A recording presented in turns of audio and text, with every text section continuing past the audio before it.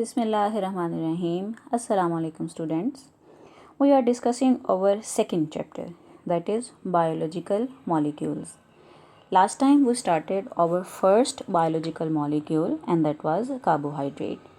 We divided the carbohydrate into three groups: monosaccharide, oligosaccharide and polysaccharide, and we have discussed the detail of monosaccharide. Today we'll learn about oligosaccharides and polysaccharides. Let's start. Oligosaccharides. Oligosaccharides are less sweet than monosaccharides, and these are less soluble in water than monosaccharides. And on hydrolysis, oligosaccharides yield 2 to 10 monosaccharides. Mean oligosaccharides are more complex than monosaccharides, and these oligosaccharides are formed by the combination of 2 to 10 monosaccharides. इसी वजह से जब हम oligosaccharides की hydrolysis करते हैं, mean कि जब हम ओलिगोसैकेराइड को ब्रेक करते हैं तो उस ब्रेकेज के रिजल्ट में मोनोसैकेराइड्स प्रोड्यूस होते हैं. और कितने मोनोसैकेराइड्स? ये तकरीबन 2 से लेकर 10 तक मोनोसैकेराइड्स अगर प्रोड्यूस हो रहे हैं तो ऐसे कंपाउंड्स को हम कैटेगराइज करते हैं एज ओलिगोसैकेराइड्स. मीन्स के ओलिगोसैकेराइड्स क्या हैं? These are the complex carbohydrates which are formed by the combination of monosaccharides. 4 अगर मोनोसेकेराइड कंबाइन किए हैं तो हम ऐसे कंपाउंड को भी ओलिगोसेकेराइड डिक्लेयर करते हैं. अगर 2 मोनोसेकेराइड्स कंबाइन किए हैं फिर भी ये ओलिगोसेकेराइड है. 3 कंबाइन किए हैं फिर भी इसको हम ओलिगोसेकेराइड कहेंगे. Up to 10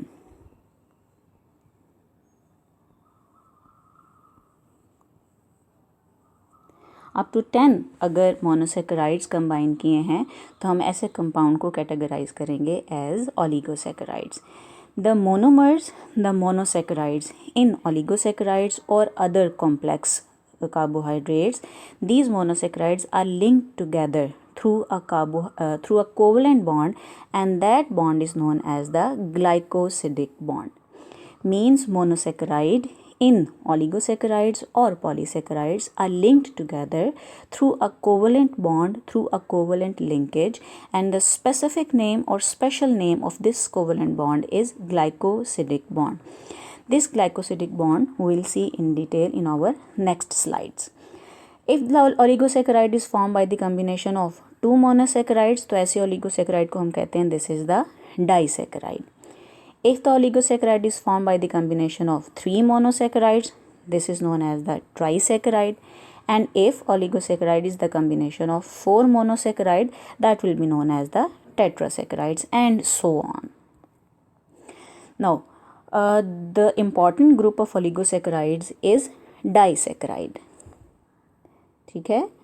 And the most important examples of disaccharides are maltose, sucrose and lactose.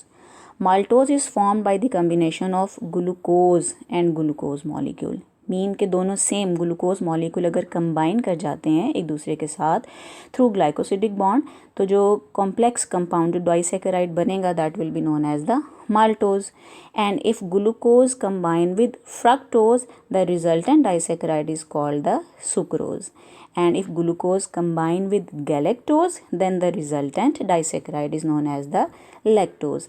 Lactose is present in milk and sucrose is present in sugar cane. ठीक है, ये जो गन्ना होता है.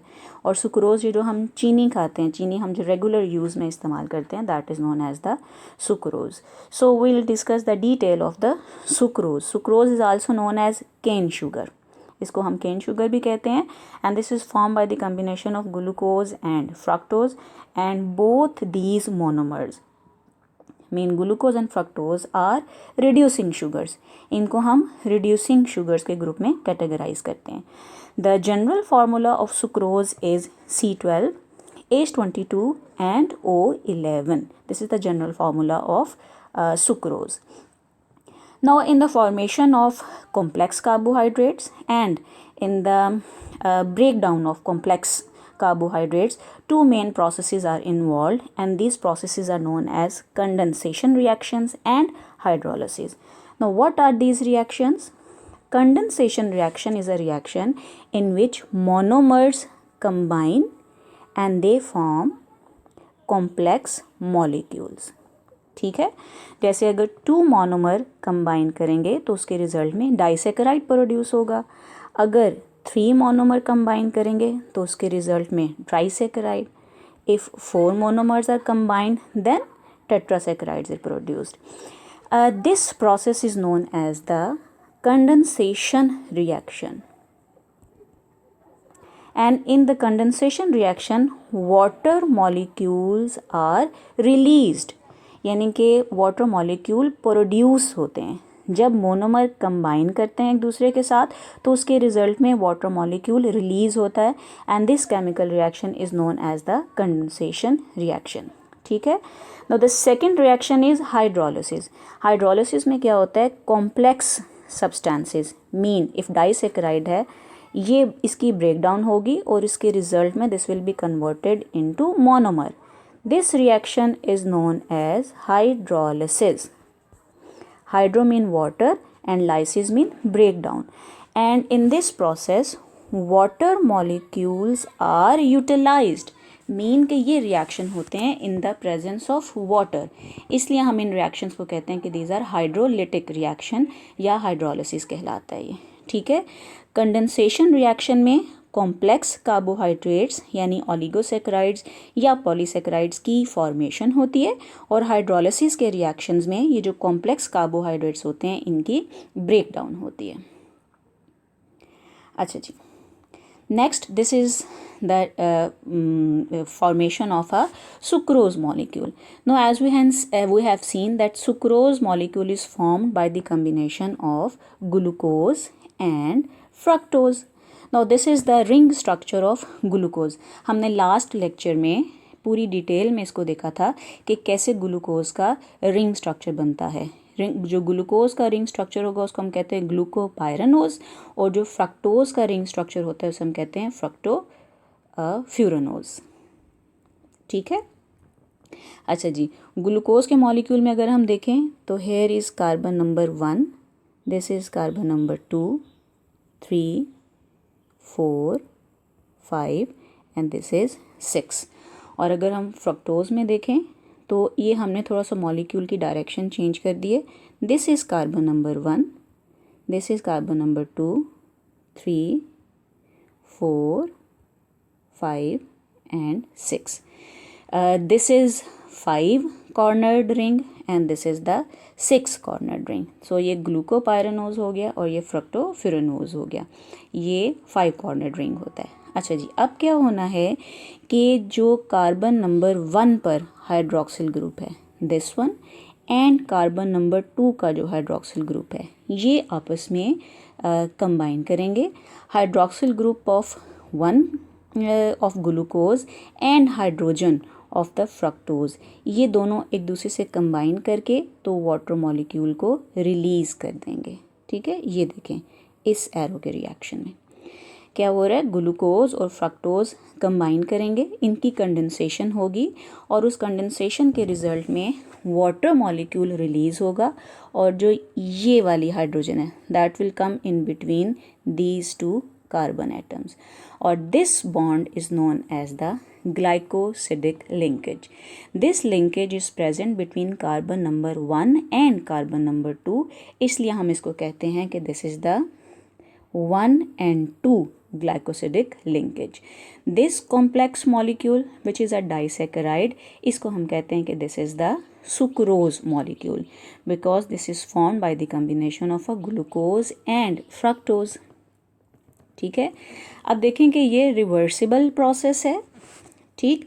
अगर इस सुक्रोज की हाइड्रोलिसिस होती है, this arrow is indicating the process of hydrolysis, तो उसके रिजल्ट में क्या होगा, 1 water molecule will be added, और ये जो बॉन्ड है glycosidic bond, this will be broken down and the resultant fructose molecule and glucose molecule जो हैं वो प्रोड्यूस होते हैं. ठीक है। सो ये जो ग्रीन कलर में ग्रीन एरोज़ हैं वो किस रिएक्शन को इंडिकेट कर रहे हैं, वो हाइड्रोलिसिस के प्रोसेस को इंडिकेट कर रहे हैं। और हाइड्रोलिसिस के प्रोसेस के रिजल्ट में ग्लाइकोसिडिक बॉन्ड की ब्रेकेज होती है, ब्रेकडाउन होती है। और जो रेड कलर में प्रोसेस है, जो रेड कलर में रिएक्शन है, वो रिएक्शन कौन सा है, that is the condensation reaction. और कंडेंसेशन के रिएक्शन में वाटर मॉलिक्यूल जो है वो रिलीज़ होता है, ठीक है, और इसके रिजल्ट में ग्लाइकोसिडिक बॉन्ड की फॉर्मेशन होती है। सो this is about the formation of sucrose. In sucrose, glucose molecule combine with fructose molecule and the linkage is the glycosidic linkage, and because this linkage is developed between the carbon number 1 of glucose and carbon number 2 of fructose, so this linkage is known as the 1,2 glycosidic linkage. The next group of carbohydrates is polysaccharides. Polysaccharide is most complex and most abundant group of carbohydrates, and this is usually branched and tasteless. इसका मतलब है कि जो carbohydrates में monomers हैं which are linked together with each other, वो straight chain की form में तो होती हैं लेकिन उन चेन की ब्रांचेस भी होती हैं। So these are the branched chain complex compounds. These polysaccharides have very high molecular weight. मतलब इसका कि बहुत सारे मोनोमर्स जो हैं वो कंबाइन किए हुए होते हैं और वो कंबाइन करके तो पॉलीसेकेराइड्स बनाते हैं। Many thousands polymers combine and they form the polysaccharide molecules. These polysaccharides are sparingly soluble in water. They are not freely soluble in water, so ये water के अंदर ज़रा डिफ़िकल्टी के साथ डिज़ोल्व होते हैं। और these are formed by the linkage of many monosaccharides. बहुत सारे मोनोसेकेराइड्स ग्लाइकोसिडिक बॉन्ड के थ्रू एक दूसरे से लिंक्ड होते हैं और they form the polysaccharide molecules. The most common examples of polysaccharides are starch, glycogen, cellulose, dextrin, agar, pectin and chitin. We will discuss few of these polysaccharides. These are the polysaccharides और ये देखें इनकी diagram. This is a one monomer, second, third, fourth, fifth, sixth, 7, 8, 9, 10, 11, 12, 13, 14, 15, 16, 17, 18 and so on. So ये क्या है, ये this is the bond between them, this is known as the glycosidic bond, ठीक है। ये सारे मोनोमर एक दूसरे के साथ ग्लाइकोसिडिक बॉन्ड से लिंक्ड होते हैं and they form the long chain. ये जो मोनोमर ड्रॉ किया, ये जो पॉलीसेकेराइड ड्रॉ किया हुआ है, this is a straight chain compound. इसमें कोई भी ब्रांचेस जो हैं वो इंडिकेट नहीं की हुई। First we see the detail of starch. Starch is a very important polysaccharide and this is found in all fruits, grains जैसे हम ये wheat वगैरह खाते हैं, seeds, pulses जो हैं उनमें भी और seeds में पाए जाते हैं, tuber like potato. These are all very important, आप कह लो rich sources of starch होते हैं। Starch जो polysaccharide है, this is the main source of carbohydrate, ठीक है। ये स्टार्च के साथ जब बात आएगी तो आपने इस पॉइंट को याद रखना है कि this is the main source of carbohydrate. On hydrolysis this starch molecule yield glucose molecules. इसका मतलब है कि स्टार्च जो है this is the polymer of glucose. Many glucose molecules when linked together through glycosidic linkage तो वो starch का molecule बनाते हैं। इनके ग्लूकोज के मॉलिक्यूल्स के दरमियान जो लिंकेज है ग्लाइकोसिडिक लिंकेज, ये 1,4 ग्लाइकोसिडिक लिंकेज होता है। सुक्रोज के मॉलिक्यूल में हमने 1,2 ग्लाइकोसिडिक लिंकेज पढ़ा था, लेकिन स्टार्च के मॉलिक्यूल में 2 ग्लूकोज मॉलिक्यूल्स के दरमियान जो ग्लाइकोसिडिक लिंकेज है दैट इज़ 1,4 ग्लाइकोसिडिक लिंकेज। यानी कि एक ग्लूकोज की कार्बन नंबर 1 का हाइड्रोक्सिल ग्रुप और दूसरे ग्लूकोज की कार्बन नंबर 4 का जो हाइड्रोक्सिल ग्रुप है उसमें जो कम्बिनेशन के रिज़ल्ट में ग्लाइकोसिडिक बॉन्ड बनता है और फिर स्टार्च का मॉलिक्यूल जो है ये प्रोड्यूस होता है। हम इसकी बॉन्ड की फॉर्मेशन अपने नेक्स्ट स्लाइड में जो है वहाँ हम देखते हैं कि ये 1,4 लिंकेज क्या होता है और 1,6 ग्लाइकोसिडिक लिंकेज क्या होता है। ठीक है। अच्छा, स्टार्च की मेन 2 टाइप्स हैं। हम स्टार्च को आगे फर्दर 2 ग्रुप्स में डिवाइड करते हैं। One is amylose starch and the second one is the amylopectin starch. If the starch molecule is unbranched chain, जैसे कि ये है स्ट्रेट चेन है, अगर there are no branches in this chain, तो उस टाइप ऑफ स्टार्च को हम कहते हैं this is amylose and this amylose is soluble in hot water. But if the starch is not a straight chain, बल्कि ये ब्रांच्ड चेन है, ये देखें this is a straight chain, this is a straight chain and this is a straight chain, और ये एक दूसरे के साथ लिंक्ड हैं, मीन के ये ब्रांचेस बना रही हैं। तो अगर स्टार्च में ब्रांचेस हैं, this is the branched chain, तो ऐसी स्टार्च को हम कहते हैं amylopectin and this amylopectin is insoluble both in hot and cold water. जो एमाइलोज होती है ये कोल्ड वाटर में तो इनसॉल्युबल है, लेकिन अगर हम वाटर को हॉट कर दें तो उसमें ये सॉल्युबल हो जाती है। लेकिन जो एमाइलोपेक्टिन होती है this is insoluble both in hot water and cold water. अच्छा जी, स्टार्च का जो आइडेंटिफिकेशन टेस्ट है that is the iodine test, कि अगर हम स्टार्च के अंदर आयोडीन ऐड कर दें, आयोडीन को का सोल्यूशन जो है उसमें ऐड करें, तो जो कलर होगा वो ब्लू हो जाएगा, यानी कि starch gives blue colour with iodine. This is the simple solution of iodine, कि हमने आयोडीन को वाटर में डिज़ोल्व किया हुआ है तो ये इस तरह का शेड आता है। लेकिन अगर हम स्टार्च के सोल्यूशन में आयोडीन ऐड करते हैं तो this give the blue colour. So this is the positive test for the starch and this is the negative test. यानी अगर हम किसी सॉल्यूशन में आयोडीन ऐड करें और उसका कलर ये ब्राउन ही रहता है तो इट इंडिकेट्स कि स्टार्च इज़ एब्सेंट। लेकिन अगर हम सॉल्यूशन में आयोडीन ऐड करें और उसका कलर है दैट टर्न्स ब्लू कलर, ये ब्लूइश ब्लैक कलर अपीयर होता है, तो the appearance of bluish black colour indicates confirms the presence of starch solution. ये देखें इन्होंने पोटैटो एक लिया है, क्योंकि potato is the rich, this is potato is a tuber and this is the rich source of starch. अगर हम potato के ऊपर आयोडीन का ड्रॉप डालें which is of brown colour, तो फ़ौरन देखें वो पोटैटो के ऊपर उसका कलर क्या हो जाता है, bluish black. That confirms the presence of starch in the potato. Now the next example of the polysaccharide is glycogen. Glycogen is known as the animal starch. Glycogen को हम एनिमल स्टार्च कहते हैं। Animal starch इसको क्यों कहते हैं? Starch क्योंकि is the storage form of glucose in plants. Plants में ग्लूकोज किस फॉर्म में स्टोर होती है? स्टार्च की फॉर्म में। और एनिमल की बॉडी के अंदर जो ग्लूकोज स्टोर होती है that is in the form of glycogen. ठीक है, इसीलिए हम इस ग्लाइकोजन को एनिमल की स्टार्च कहते हैं। This is the chief form stored in animal body. ठीक है, glycogen is present abundantly in liver and muscles of the animals. Liver के अंदर और एनिमल्स के जो मसल्स होते हैं उनके अंदर ग्लाइकोजन जो है ये काफ़ी ह्यूज अमाउंट में प्रेजेंट होता है। वैसे जो ग्लाइकोजन है that is present in all animal cells, यानी बॉडी के किसी भी पार्ट का हम सेल लेंगे उसमें ग्लाइकोजन प्रेजेंट होती है, लेकिन जो ज़्यादा अमाउंट ऑफ ग्लाइकोजन है that is present in the liver and in the muscles. Glycogen की अगर हाइड्रोलिसिस हो यानी ग्लाइकोजन की अगर ब्रेक डाउन हो तो that produces the glucose molecule. इसका मतलब है glycogen also a polymer of glucose. ठीक है, अच्छा, लेकिन इसमें और स्टार्च में फ़र्क क्या है?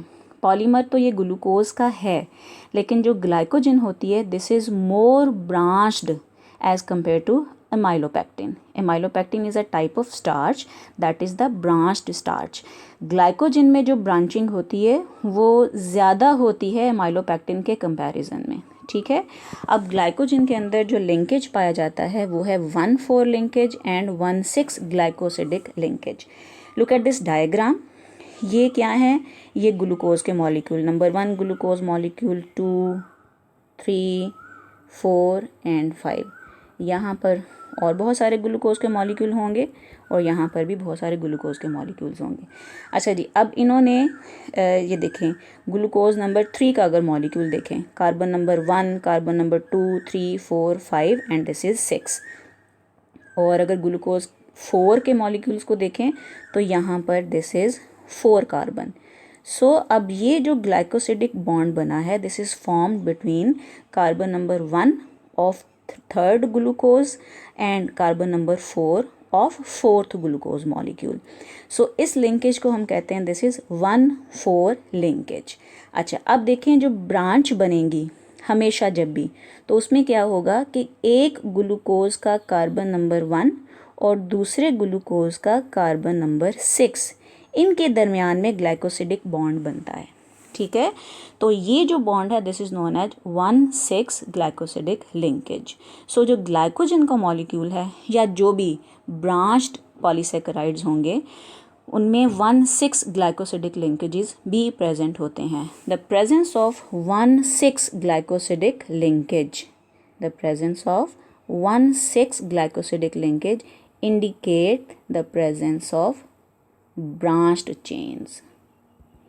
कि अगर पॉलीसेकेराइड्स में 1,6 ग्लाइकोसिडिक लिंकेज प्रेजेंट है तो इसका मतलब है कि ये पॉलीसेकेराइड जो है ये ब्रांच्ड चेन होता है। ठीक है, ग्लाइकोजन का जो मॉलिक्यूल है इसमें कौन कौन से लिंकेजेस पाए जाते हैं, इसमें 1,4 एंड 1,6 ग्लाइकोसिडिक लिंकेज जो है this is present in the glycogen molecule. This is similar to amylopectin but this is more branched। अच्छा जी, this is insoluble in water and if we perform iodine test it will give red color। This is the negative iodine test and this is the positive iodine test for the glycogen.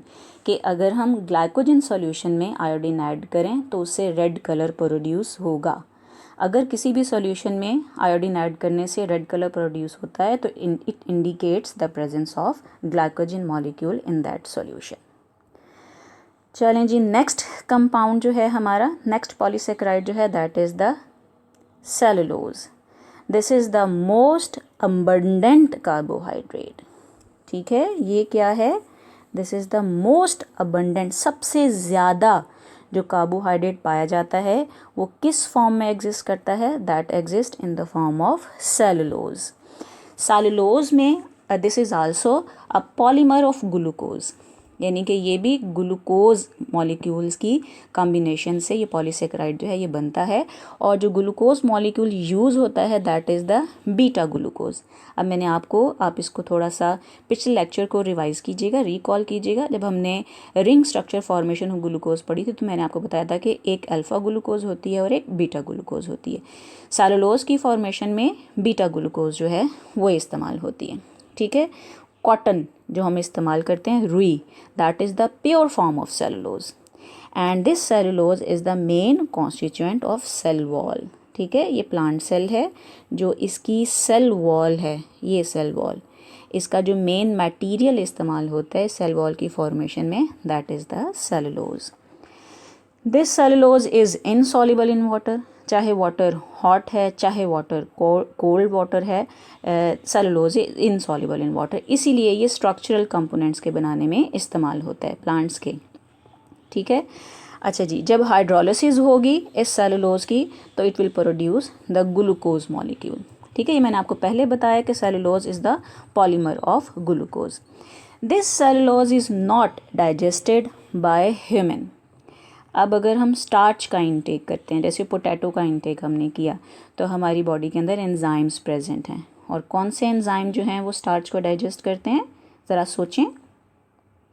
Yes, amylase enzyme जो है, salivary amylase भी होते हैं और pancreatic amylase भी होते हैं। ठीक है, these enzymes can digest the starch. So हम जो फूड में स्टार्च के मॉलिक्यूल्स को हम अपनी बॉडी में इंजेस्ट करके लेके जाते हैं तो that is digested by amylase enzyme. लेकिन अगर हम सेलुलोज का इंटेक कर रहे हैं तो the human have not the ability to digest this cellulose molecule, क्योंकि इसको डाइजेस्ट करने के लिए एक एंजाइम रिक्वायर्ड होता है and that enzyme is cellulase. This enzyme is absent in the human, so human cannot digest the cellulose। जो herbivore होते हैं यानी जो ये प्लांट ईटर्स होते हैं, जो प्लांट और प्लांट की प्रोडक्ट्स को ईट करते हैं, they can digest this cellulose. अच्छा, अब ये एनिमल जो हर्बीवोर हैं, जैसे गोट, शीप, कौ, बफलो एक्सेट्रा, डियर वगैरह जो हैं, एज सच इनके अंदर खुद से एबिलिटी नहीं है इस सेलुलोज एंजाइम के प्रोड्यूस करने की, ठीक है। लेकिन कुछ माइक्रो ऑर्गेनिजम्स जैसे बैक्टीरिया या यीस्ट होता है या अदर माइक्रो ऑर्गेनिजम्स होते हैं, they are in symbiotic association with these animals. ये बैक्टीरिया या ये यीस्ट या these other micro organisms, these are present in the gut of these animals. जो इनका एलिमेंट्री कैनाल होता है, जो इनका डाइजेस्टिव सिस्टम होता है, उस सिस्टम में जो कैनाल है यानी जो इंटेस्टाइन वगैरह इनकी है, उनके अंदर ये बैक्टीरिया, ये यीस्ट या ये माइक्रो ऑर्गेनिज्म जो हैं, ये एक एसोसिएशन में, एक कम्बिनेशन में, these are present in these animals.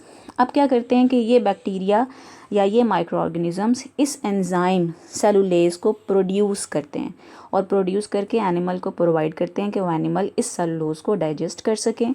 और उसके आप कह लो कि बदले में जो एनिमल की बॉडी होती है वो इन माइक्रो ऑर्गेनिजम्स को शेल्टर प्रोवाइड करती है और इनको फूड भी प्रोवाइड करती है। इसे हम कहते हैं this is the symbiotic association. Two living organisms are living together and benefiting each other, that association is known as mutualism. वैसे हम अगर हम देखें तो this is known as the mutualism. इसको हम कहते हैं these two organisms are present in symbiotic association with each other. So जो हर्बीवोर हैं उनके इंटेस्टाइन में माइक्रो ऑर्गेनिज्म जो हैं वो रिजाइड करते हैं and those micro organisms produce an enzyme that is known as cellulase and this cellulase enzyme help in the digestion of cellulose in these organisms, ठीक है। अच्छा जी, आयोडीन के साथ अगर हम सेलुलोज का टेस्ट करें तो it will give no colour with iodine, यानी अगर सेलुलोज प्रेजेंट है और अगर हम आयोडीन उसमें ऐड करते हैं तो उसका कलर चेंज नहीं होगा। So cellulose gives no colour with iodine. This is all about the polysaccharides. Today we have discussed polysaccharides और हमने उसमें स्टार्च को डिस्कस किया, फिर हमने ग्लाइकोजन को डिस्कस किया और उसके बाद हमने सेलुलोज को डिस्कस किया। और उससे पहले हमने ओलिगोसेकेराइड्स को देखा कि व्हाट आर ओलिगोसेकेराइड्स, ठीक है। उनमें हमने जो डिटेल स्टडी की जिसकी एग्जांपल को दैट वाज सुक्रोज, और हमने ज़रा देखा कि what is the condensation reaction and, और ये जो ग्लाइकोसिडिक बॉन्ड होता है ये कैसे होता है और ये कैसे फॉर्म होता है। Enough for today. Next time जो है वो हम इंशाल्लाह जो नेक्स्ट हमारा बायोलॉजिकल मॉलिक्यूल है दैट इज़ द लिपिड, उसको स्टार्ट करेंगे। Sufficient for today. Stay home, stay safe and stay blessed. अल्लाह हाफिज़।